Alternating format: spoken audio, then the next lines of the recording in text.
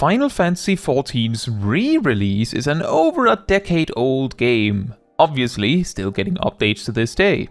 And while it has features that work really well and ideas that other similar games didn't do or did differently, for good or bad, 14 also has a lot of weird hang-ups that really could use a second look.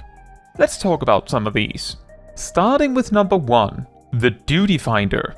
For a game that has so much content stored in a single menu like this, the Duty Finder menu is incredibly lacking in functionality, which probably makes a lot of sense when we think about its history. It was added in 2.1, which was still a very tumultuous time for the game. To give a bit of an overview of how much stuff was added alongside this feature in that patch, this was also the patch that introduced the first Alliance raid, 4 extremes, 3 dungeons, the initial Hildebrand story, PvP in general, the first 2 beast tribes, treasure maps as a feature, housing, the aesthetician, and also some relic weapon stuff. Among all those things, the Duty Finder was just one of the things, so it would make sense if it was designed with enough functionality that it was an acceptable feature. However, since then, the only additions have been in the Duty Finder settings, or the addition or change to roulettes or duties in the Duty Finder. Functionally, the feature should be mostly the same thing as was added around early 2014, and while it works, there are a lot of oddities with it that I would like to address for one very specific reason. Considering how much of a centerpiece the Duty Finder is of an average player's day in Final Fantasy XIV, it is impressive that it isn't more advanced. For a start, a lot of players are genuinely willing to play more than one role and will queue for a duty or even a roulette as whichever role is needed to make that happen. But the only way to do that is to start with the role you want to play the most, or the one you think is most likely to pop first, sit there for a bit, and then switch to the next role and try again, until it works. If it was possible to simply pick a job from each role as your preferred choices, and then queue, this weird inconvenience would fade all on its own. Yes, it is a really minor issue overall, but it comes up frequently enough that it is simply strange that this isn't an option. A possible issue this could produce is that, what if your gear isn't good enough on one of those roles? How would the game know? Well, let's say in the Duty Finder settings you could add your currently equipped job and gear as a queuing option, and it just remembers that. Then you just have to set this up, and then it works. Sure, you could then grab your equipment and drop it off on a retainer, and then what do you do? But then again, you could also do that with the current system, as it only checks the gear requirements when you initially queue, so what difference does that make? An additional angle to this specific problem of the Duty Finder is in the Adventurer in Need feature of roulettes. Usually, you'd think the solution to overcome the previously mentioned problem is to simply queue as a role in need, right? But that often does not actually work. The Adventurer in Need feature seems to only check which role is in need every couple minutes. Due to the tumultuous nature of the Duty Finder itself, what likely happens is that whichever role is in need is quickly satisfied, especially if it is DPS, leading to a situation where if Adventurer in Need is tank, then it's probably even faster to queue as healer. If the Adventurer in Need is healer, then it's probably faster to queue as tank. And if the Adventurer in Need is DPS, well, then you probably need tanks and healers, unless you happen to queue exactly when it flipped to DPS in the first place. Again, this isn't a major issue, but it is weird this strange problem is something we've had to deal with for so long that everyone just knows the Adventurer in Need feature is borked. And the final thing I would like to bring up about the Duty Finder is the queuing limitations themselves. Why can you only pick 5 duties in total? Why can you only queue for 1 roulette at a time? why not multiple? And why can you not both queue for roulette and specific duties at once? And considering the amount of content in this duty finder, why isn't more being done with the duty finder? We could have weekly or monthly or even just patch-specific seasonal quote-unquote roulettes that try to shake things up. If there was an Extreme Trials roulette and perhaps even a Savage Raid roulette, that would be crazy, and you were allowed to queue for multiple roulettes at once, then the whole request of, quote, why can't we have a completely random duty roulette, unquote, would be unnecessary, as you could mix up your own preferred roulette from what is offered. And yes, that is a feature that is requested by a significant amount of players. Some players use the mental roulette as the closest alternative to what they really want. If it was possible to queue for more things at once, I can at least say for my part that I think some of the duties with particularly brutal queue times might benefit from it. I would definitely try to queue for rival wings while I queue for whatever I'm actually trying to queue for, just to one day see rival wings actually pop for me, and I'm sure I'm not alone on that. But because you have to go all in on what you want to do, there's no point to queuing for something with a really long queue time at all. Number 2. Stats. Make them matter or make them go away. I know that's maybe a bit of an extreme take to start with, but hear me out. Unless your job specifically cares about speed, whether they care to have it or not have it, aside from tenacity and piety, the rest of the stats don't feel any different whether you have them or not. Sure, more crit means you see that big crit more frequently and it'll be slightly bigger, but it has no impact on how you actually play the game at all. It doesn't feel very impactful for a lot of players as far as I know. This is further underlined by the fact that stats like crit is more effective than tenacity and piety at what is needed, damage, and due to game balance, while tenacity and piety can be helpful and neat, no encounter can be said to outright require these stats. Which leads to this world where we just aim for maximum damage most of the time. However, the actual power difference between choosing the worst possible highest itemable options for a DPS job and choosing the best options is typically less than 10% in average power, probably even less. And if it was more, the fact your average tier of equipment offers 2 full sets of equipment to pick from at the highest item level, maybe a 3rd armor set, hey chaotic, makes the actual process of getting that optimal gear feel somewhat lacking, if that makes sense. I do recognize with the amount of endgame content for a given raid tier, this would be really hard to do anything about. Not to mention that most of the jobs at present don't have enough interestingly moving parts to give room for the stats to be made interesting and mattering, which is why I proposed 2 solutions. The first solution, of course, is to make the stats matter. Add more gear options, especially for rings, for which most raid tiers always only have 2, meaning you actually have 0 choice, because you need to, so if one of the rings for your role has sucky stats, too bad! Furthermore, changing how the stats work so they function in more interesting ways could help too. A start would be to review how crit works, as most games where you can both increase crit chance and damage, these options are almost always the absolute winners unless their scaling is so pathetically poor that they don't stand a chance. To that end, I would suggest locking crit damage to a fixed amount and making crit only increase chance. Instead of having tanks have both tenacity and determination to choose from, how about just making determination also reduce damage taken? A common problem with tenacity is, ironically, that DPS and healers would be the jobs more likely to care, even if they don't. And then finally, direct hit could be repackaged as a role-specific stat, which already opens the door for it to be piety with something extra on it for healers. And, of course, merge the speed stats. there you go. Doesn't make the stats that much more interesting, but does address some problems with the stats that have been there for too long.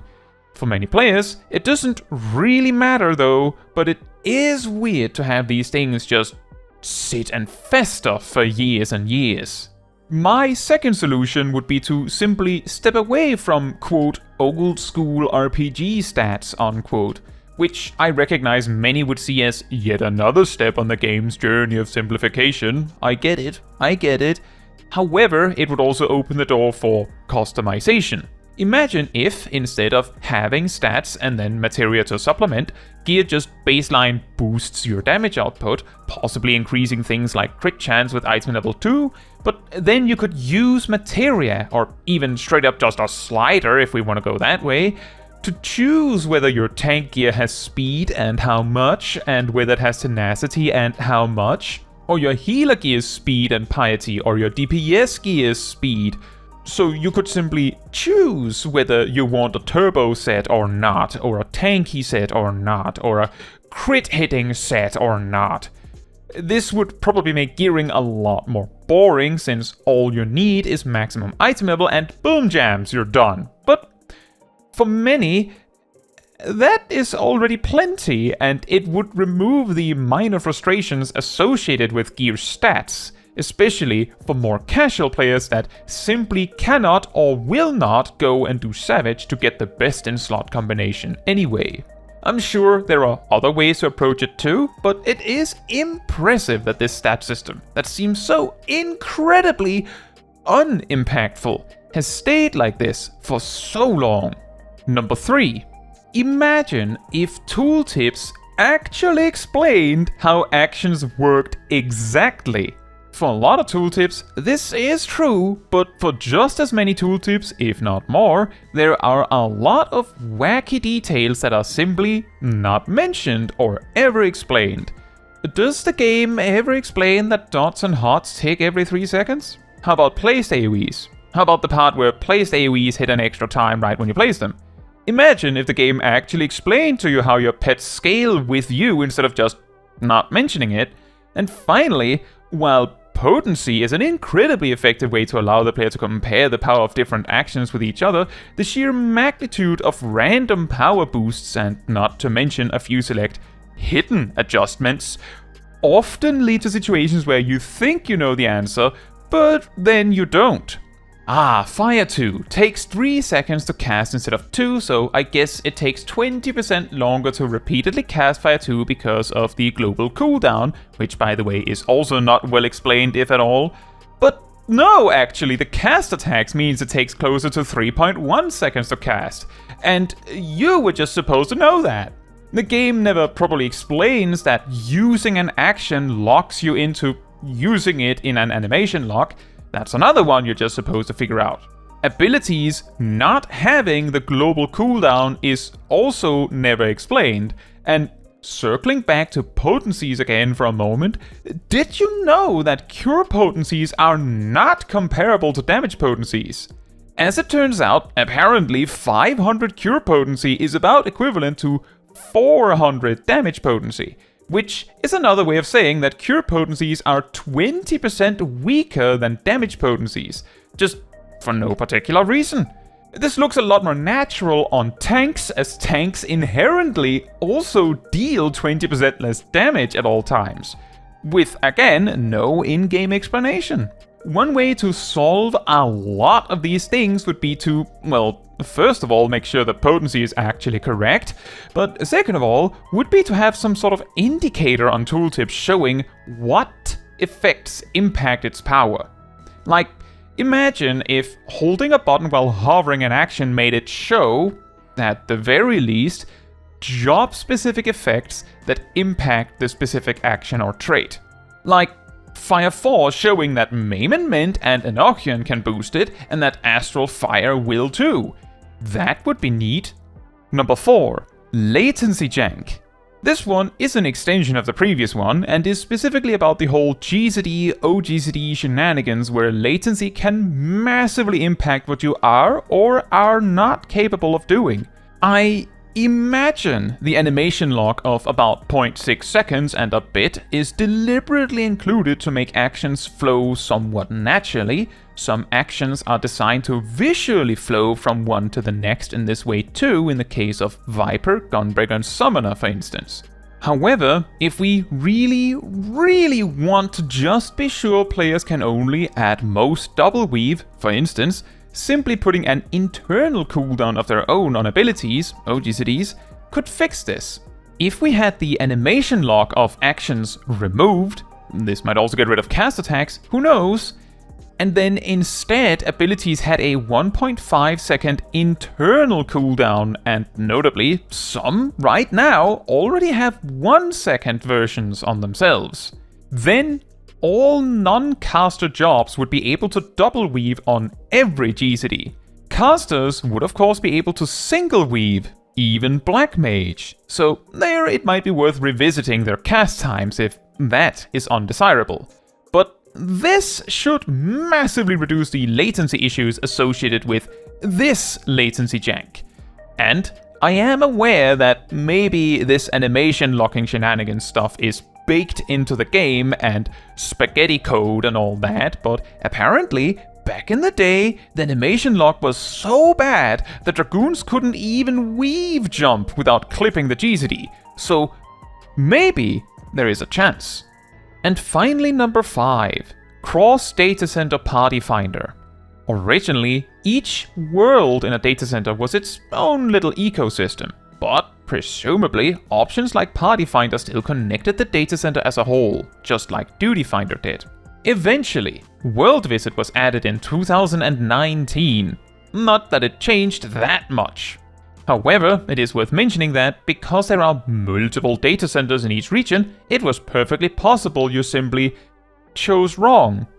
Whoops! You decided to make your character on the more RP-centric datacenter, but you wanted to Savage Raid. Too bad. But because you sorta just had to deal with what you had, a Savage Raiding scene would be present on each datacenter. Then, in 2022, datacenter travel was implemented, allowing you to simply go to wherever Savage Raiding was more popular, and post up there. And since then, Party Finder, as a whole, roughly speaking, has gradually died out on other data centers, with the exception being that if the best data center is too full, the second most popular might catch the leftovers. Just between EU and NA, there is at least one data center that almost might as well not have Party Finder, because everyone goes elsewhere if they need that feature. And the funny thing about this problem is that other MMOs have had to deal with similar problems before. In fact, Final Fantasy XIV has had to deal with a similar problem before. The reason Frontline just randomly places you on a team for each match is because originally Maelstrom started winning more than the other two teams, Adders lost particularly often, which led players to switch to Maelstrom because they wanted to win, exacerbating the issue.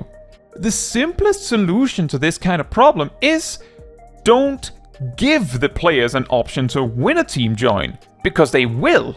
It is the most effective strategy.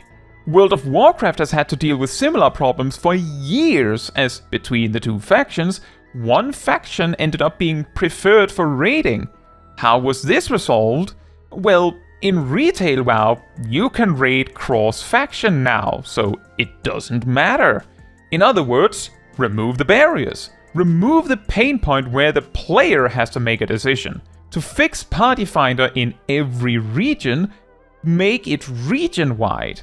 I recognize this will probably require a lot of internal changes, and it is easy to be the idea guy, but considering this problem has sat here and gradually festered for 3 years, where we could see the snowball just slowly at first, but faster and faster rolling towards us.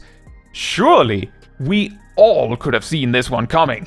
But what do you think? Do you know of some features in the game that you feel have been oddly left forgotten that really should have been better maintained? Or maybe you think things are just right and I'm asking too much.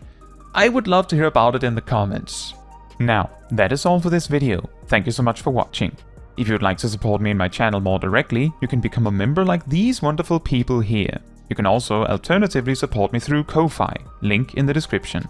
You can also support the channel by letting the YouTube algorithm know by liking the video, leaving a comment, subscribing, sharing, and hitting the bell to get notified when next I post a video.